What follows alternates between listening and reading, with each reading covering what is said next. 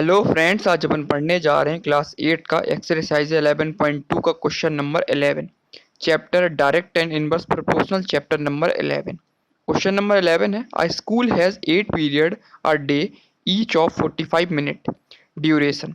How long could each period be if the school has 9 period a day? Assume the number of school hour to be same. Question कहना चाह रहा है कि school has 8 period a day, मतलब एक school में एक दिन में कितने पीरियड लगते हैं? 8 पीरियड लगते हैं। और हर पीरियड कितने मिनट का होता है? ऑफ 45 मिनट का होता है। ठीक है, एक दिन में कितने पीरियड लगते हैं? कि स्कूल में 8 पीरियड लगते हैं, जिसमें से हर पीरियड कितने मिनट का दे के रखा, गिवन दे के रखा 45 मिनट का होता है। तो फाइंड क्या करना अपन को? How long is period to be if the school has 9 period a day. अब कहना चाह रहा है कि अब 8 की जगह पे कितने पीरियड लगेंगे? 9 पीरियड लगेंगे। तो अपन को क्या फाइंड करना है कि नंबर ऑफ क्या बनना, टाइम फाइंड करना है ना। पहले लग रहा था 45 मिनट का, अब फाइंड करना है कि यदि पीरियड 8 से 9 कर दें तो अपन को क्या फाइंड करना है? उसकी टाइम फाइंड करना है ना, ड्यूरेशन फाइंड करना है कि वो कितने मिनट का पीरियड लगेगा। ठीक है, और साथ साथ कह रहा है कि number of school hour to be same, और number of school hour same दे के रखिए।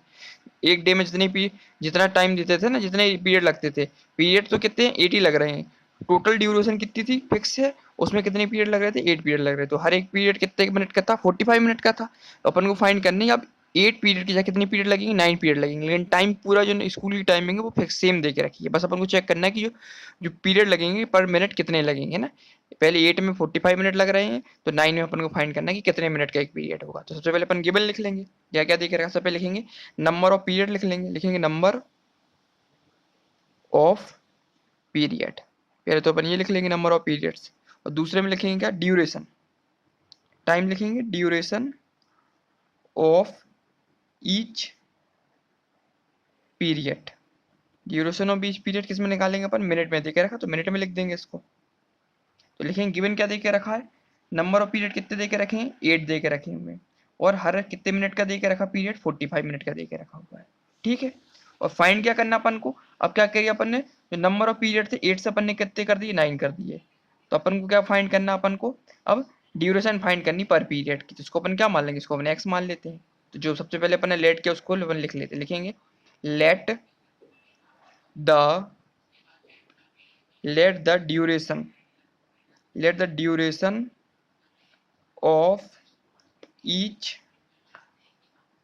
period be x minute. सबसे पहले अपन ने ये फाइंड कर लिया है ना, सबसे लेट की गया अपन ने, जो ड्यूरेशन ऑफ ईच पीरियड मान लिया उसको अपन ने क्या मान लिया? एक्स मान लिया, ये लिख दिया अपन ने। अब अपन को चेक करना है कि ये क्वेश्चन किस पे बेस्ड है, डायरेक्टली प्रोपोर्शनल पे या इनवर्सली प्रोपोर्शनल पे। तो देखो साफ साफ समझ में आ रहा है कि जैसे जैसे अपन क्या कर रहे हैं, पीरियड बढ़ाएंगे तो टाइम क्या होगा? ड्यूरेशन को कम होता जाएगा, नहीं हो जाएगा? 8 मिनट में यदि 8 पीरियड लेते हैं तो हर एक पीरियड 40 मिनट का देकर रखा। जैसे अपन 9 पीरियड करेंगे तो जो टाइमिंग होगी ड्यूरेशन की वो क्या हो जाएगी? क्या होगी? और कम हो जाएगी, नहीं हो जाएगी? साफ साफ समझ रहा है। जैसे जैसे तो जैसे किसका अपन का बना है जम्पशन अपना, जैसे जैसे अपन क्या कर रहे हैं, पीरियड्स, जैसे पीरियड्स दे के रखा है, पीरियड्स को अपन बढ़ाएंगे तो जो उसकी टाइम होगी, ड्यूरेशन होगा, वो क्या हो जाएगा? कम हो जाएगा। तो पीरियड बढ़ रहे हैं और टाइम घट रहा है। तो साफ साफ समझ में आ रहा है कि किस पे बेस्ड है तुम्हारा? इनवर्सली प्रोपोर्शनल पे।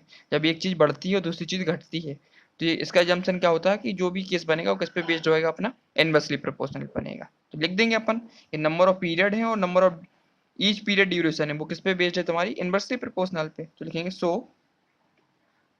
Number of periods and duration of each period are, कैसे हैं वो? Inversely proportional. ठीक है, इनवर्सली प्रोपोर्शनल। क्यों इनवर्सली प्रोपोर्शनल? क्योंकि जैसे जैसे पीरियड बढ़ रहे हैं वैसे वैसे टाइमिंग कम होती जा रही है। तो अपन बनाएंगे जम्पशन, क्या होगा अपना? जो हो जाएगा अपना पढ़ा हुआ अपन x1 into y one equal to x2 into y two. सारी वैल्यू पुट करेंगे। x1 कितना देके रखा? 8 इंटू वाई वन कितना है? 45 इक्वल टू x2 कितना देखे रखा? 9, और y2 की वैल्यू अपन ने x एज्यूम की है। तो फाइनली यहाँ से क्या निकलेगा? 8 इंटू 45 को फिक्स करेंगे, इक्वल टू लगाएंगे, लिखेंगे x, और ये 9 दे के रखा ना तुम्हारा, मल्टीप्लाई में साइड होगा तो डिवाइड में चला जाएगा। तो फाइनली यहाँ से क्या निकलेगा? 9 वन जा 9, 9 5 जा 45। तो 8 इंटू, यहाँ से निकलेगा 8 इंटू 5, 8 इंटू 5 क्या निकलेगा तुम्हारा? 8 इंटू 5 इक्वल टू एक्स। तो फाइनली एक्स की वैल्यू क्या निकलेगी? 8 5 जा कितना होता है तुम्हारा? 40 होता है। तो फाइनली एक्स की वैल्यू क्या निकल के आ गई अपनी 40 निकल गई। 40 का मिला अपन को, कब माना था, मिनट में माना था, तो ये क्या निकला 40 मिनट्स। तो साफ साफ समझ में आई।